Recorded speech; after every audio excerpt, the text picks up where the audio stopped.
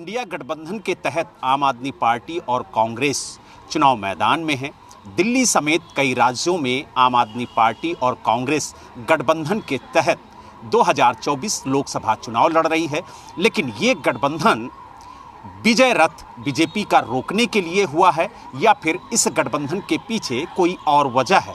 इसी पर बात करने के लिए हमारे साथ आम आदमी पार्टी की मुख्य प्रवक्ता प्रियंका कक्कड़ जी हैं। प्रियंका जी, जिस तरीके से ये गठबंधन हुआ और इस गठबंधन के तहत आप लोग कई राज्यों में चुनाव लड़ रहे हैं, लेकिन पंजाब में गठबंधन नहीं हुआ, इसको लेकर के सवाल भी विपक्ष की तरफ से, अगर खास तौर से बात करें तो बीजेपी की तरफ से उठाया जा रहा है। देखिए, उनका सवाल उठाना वाजिब है क्योंकि उनको पता है कि कुछ भी हो जाए पंजाब में उनकी तो ज़ीरो ही आ रही हैं।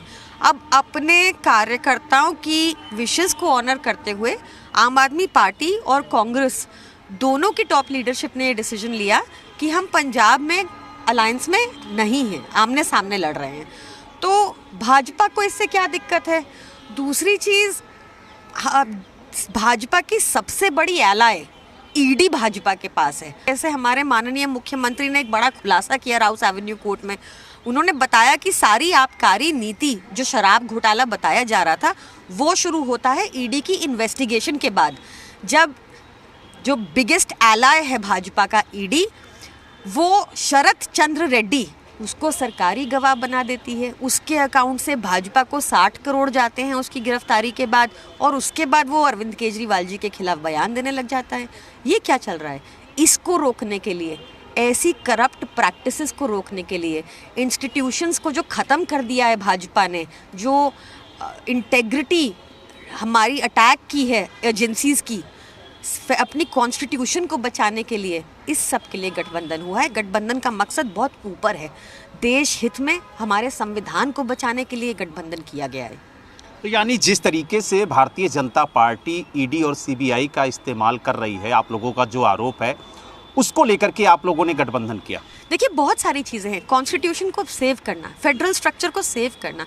आप देखिए, लगातार आप सुनते हैं कि पंजाब, वेस्ट बंगाल, तमिलनाडु, केरला, इन सब की, ये सब सरकारों को सुप्रीम कोर्ट जाना पड़ रहा है क्योंकि जो गवर्नर और लेफ्टिनेंट गवर्नर हैं वो एक एक साल जनहित वाली फाइलों के ऊपर बैठ जाते हैं, ऑर्डर पास नहीं करते, ऑब्स्टिकल्स क्रिएट कर रहे हैं, ऑब्स्ट्रक्शन क्रिएट कर रहे हैं जनता के कामों में। ये कैसी सरकार है? आप लगातार सुनते हैं कि फंड्स विदहोल्ड कर लेते हैं स्टेट के, ताकि स्टेट के डेवलपमेंट वर्क्स ना हो पाएं। ये कैसी सरकार है? इन सब नाइंसाफियों के खिलाफ ये गठबंधन हुआ है, और आप भी ज़रूर आइएगा। जो 10 तारीख को हमारी महारैली है इस नाइंसाफ़ी के खिलाफ रामलीला मैदान में 10 बजे 31 मार्च को, आप लोग भी ज़रूर आइएगा।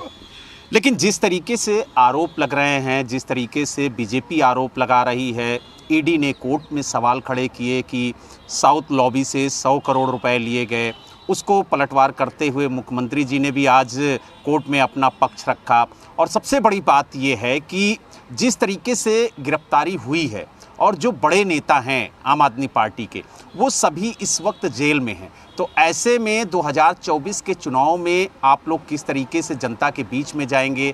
चुनाव प्रचार कितना प्रभावित होगा? और सबसे बड़ी बात यह है कि दिल्ली की सरकार और पार्टी कैसे चलेगी? दिल्ली की सरकार और पार्टी जेल से चलेगी। अरविंद केजरीवाल जी एक विचार हैं, आपने एक शरीर को अरेस्ट कर लिया है। हम सब में एक अरविंद केजरीवाल हैं। हम लोग सब इसलिए साथ आए थे, अपने व्यापार और प्रोफेशन छोड़कर, कि देश में इंश्योर करना है कि हर बच्चे के पास अच्छी शिक्षा हो, हर किसी के पास बेहतरीन इलाज हो। और क्योंकि अरविंद केजरीवाल जी ऐसा मानते हैं कि middle class is one hospital bill away from poverty. वो ऐसा मानते हैं कि अगर एक गरीब बच्चे को पढ़ा दिया अच्छा, तो वो अपने पूरे परिवार को गरीबी से निकाल लेगा। हम लोग ये करने आए थे राजनीति में। आज अनफॉर्चुनेटली देश में सत्ता में एक अहंकारी गुंडे मवालियों की सरकार है। आपके सामने है कि पी शरद रेड्डी के साथ कैसे, जो ये भी बता दूं, जो 100 करोड़ का ये बार बार एलिगेशन लगाते, इस एलिगेशन को ऑलरेडी सुप्रीम कोर्ट ने सिरे से खारिज कर दिया है।